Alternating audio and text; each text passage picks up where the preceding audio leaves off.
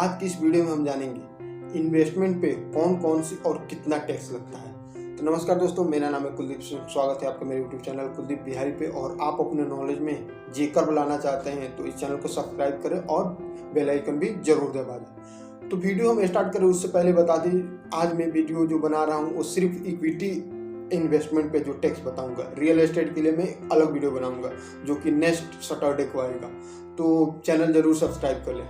चलिए हम वीडियो को स्टार्ट करते हैं। तो चलिए मैं आपको एग्जांपल से समझाता हूँ। आपने 3 स्टॉक खरीदा, पहले में आपका प्रॉफिट हुआ 3000, अगेन दूसरे में प्रॉफिट हुआ आपको 3000 और तीसरे में आपको 1000 का लॉस हुआ। टोटल आपका कितना हुआ 336 और -1, मतलब 5000 का आपने प्रॉफिट करवाया। और ये प्रॉफिट आप लेकर और आप अपना जो स्टॉक है उसे आप सिर्फ 6 माह के अंदर बेच देते हैं। आप ये प्रॉफिट लेकर अपना स्टॉक 6 माह के अंदर बेच देते हैं, तो आपको इसके लिए देना होगा 15% short term capital gain tax.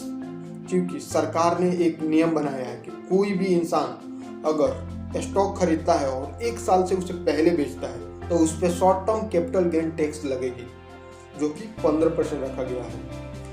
तो मान लीजिए आप 5000 रुपये प्रॉफिट हुआ है, तो जब आप उसे बेचेंगे तो आपको 15% मतलब 750 रुपया आपको एज अ टैक्स पे करना पड़ेगा। शॉर्ट टर्म कैपिटल गेन इसे हम बोलते हैं। ये खास करके ट्रेडर के लिए है, क्योंकि इन्वेस्टमेंट वालों के लिए तो ये शॉर्ट टर्म कैपिटल गेन कोई मायने नहीं रखता, क्योंकि इन्वेस्टमेंट तो 1 साल से कभी ज़्यादा ही के लिए होते हैं। वैसे इन्वेस्टमेंट 20-25 साल की होती है, लेकिन छोटा भी इन्वेस्टमेंट माने तो 2-3 साल की होती है। तो ये ट्रेडर के लिए जानना जरूरी होता है कि उनके ट्रेडिंग पे कितना वो टैक्स भरते हैं। तो शॉर्ट टर्म कैपिटल गेन हम जान गए कि जो 15% होता है और 1 साल के कम के अंदर अगर आप अपने शेयर को बेचते हैं तो आपको शॉर्ट टर्म कैपिटल गेन देना पड़ेगा। फिर दूसरा हमारे पास आता है लॉन्ग टर्म कैपिटल गेन।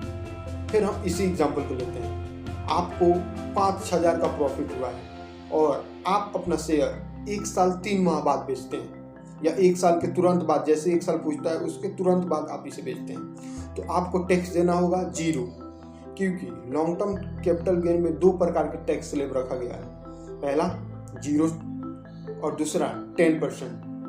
क्यों 0 भरना होगा ये भी बताता हूँ मैं। तो सरकार ने जब टैक्स का स्लैब बनाया तो लॉन्ग टर्म में, तो उन्होंने रखा कि अगर आप 1 साल के बाद अपना जो शेयर बेचते हैं और आपके प्रॉफिट 1 लाख से ज़्यादा हो गया तो आपको 10% टैक्स स्लैब में आते हैं, मतलब आपको 10% आपके इन्वेस्टमेंट पे आपको टैक्स देना पड़ेगा। वहीं अगर आपके प्रॉफिट 1 लाख से कम है तो आपको 0% की टैक्स स्लैब में आते हैं, आपको 0% टैक्स देना पड़ेगा।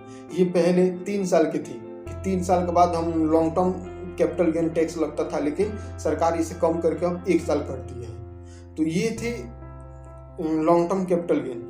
इसमें एक और फंडा है कि अगर आपकी जो प्रॉफिट है 1 लाख से ज़्यादा है तो 1 लाख से जो ज़्यादा है उस पर ही आपको टैक्स पे करना पड़ेगा।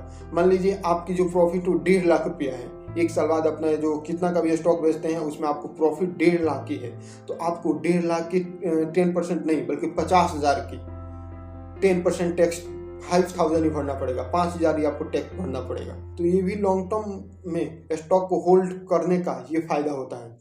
आप सेम वैसे ही म्यूचुअल फंड में भी काम करता है। म्यूचुअल फंड में 2 प्रकार के होता है, एक होता है नॉन टैक्सेबल।